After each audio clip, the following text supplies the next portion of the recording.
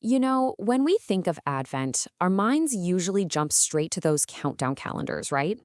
But what we're going to dig into today shows us that it's so much more than that.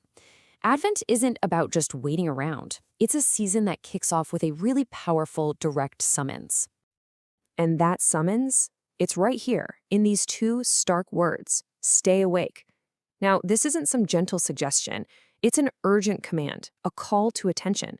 It's pretty much the fundamental instruction that gets the whole season rolling and challenges us to see everything differently. So, what does it really mean to stay awake? I mean, it's obviously not about fighting off sleep. It's a call to a very specific kind of faith, a faith that's actively looking beyond the surface of what we can see, trusting that God's plan is unfolding, even when all we hear is silence. And this is where we hit a really crucial difference.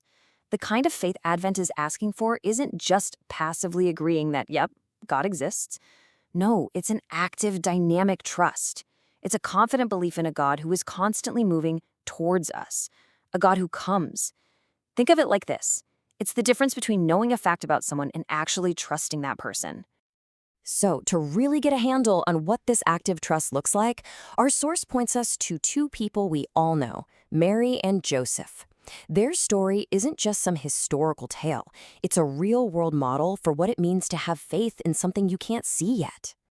Their journey is just a fantastic illustration of this. I mean, they were, for all intents and purposes, ordinary people. Not prophets, not kings, just people. But they got pulled into this absolutely extraordinary plan. And here's the kicker. They didn't have a roadmap. They had no idea how it was all going to work out. The only thing they had to hold on to was this core belief that God was faithful. And that had to be enough. So let's go ahead and put a name on this.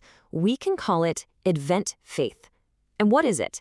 It's exactly that. The trust that God's faithfulness is the one thing you can absolutely count on. The one thing that is enough, especially when the path ahead is totally unclear. But look, this isn't just about stories from thousands of years ago. The summons of Advent is deeply personal. It turns the spotlight right back on us and becomes this amazing invitation to just start over, to begin anew. And that whole process, it starts with an honest look into our own hearts. So our source really pushes us to ask ourselves some tough questions. Where have we gotten tired? Spiritually worn out? And maybe more to the point, where have we let all that other stuff, fear or disappointment or just the daily grind, start to weaken our trust? Now, asking those hard questions isn't meant to leave us feeling defeated. It's actually the exact opposite. It leads us straight to this really simple but profound message. Right in the middle of our exhaustion and our doubt, Advent gives us this quiet, persistent whisper. Begin again. It's just a message of pure hope. And this isn't just wishful thinking. The source is really clear that this chance to start fresh is rooted in something that's real right now. God's promise isn't some old artifact that's collecting dust on a shelf. It's active. It's current. It is alive and waiting for us. Okay, so if we accept this invitation to begin again, how do we actually do it? How does this internal feeling become something real? Well, the answer isn't in some huge grand gesture. It's in the small, simple choices that open the door. And this brings us to this absolutely beautiful metaphor. Our faith is an act of preparation. With the choices we make, we're literally building a space, a manger in the heart, getting it ready to welcome something new and holy. So, how do we build this manger? Well, it's through these simple, concrete things. Every time we make a conscious choice to pray, or to forgive someone who's wronged us, or to just keep doing the right thing, especially when it's way easier not to, we're adding another piece of straw. We're making that space in our hearts just a little more welcoming. So let's pull all this together. What are the big takeaways here?